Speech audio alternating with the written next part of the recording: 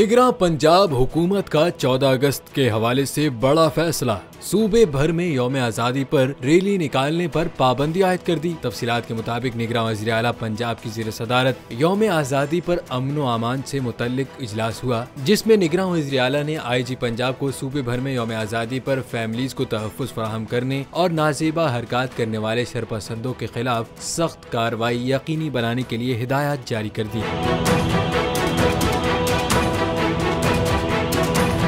पंजाब की निगरां हुकूमत ने फैसला किया कि 14 अगस्त को सिर्फ और सिर्फ कौमी परचम लगाने और लहराने की इजाजत दी जाएगी, जबकि किसी भी सियासी जमात को रैली निकालने की इजाजत नहीं होगी। वज़ीर आला ने अवामी मकामात पर हुल्लड़बाजी, बदनज़मी फैलाने, वन व्हीलिंग करने और मोटरसाइकिल्स में ऑल्ट्रेशन करने वाले मकैनिक के खिलाफ सख्त कार्रवाई करने का भी हुक्म दे दिया।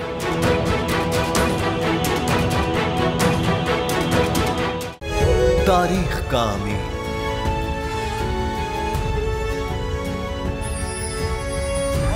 आजादी की अलामत,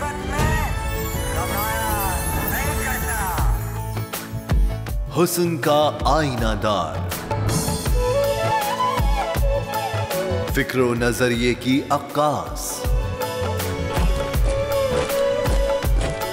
सरफराजी का गवाह, यानी हम सबका निगहबान पाकिस्तान।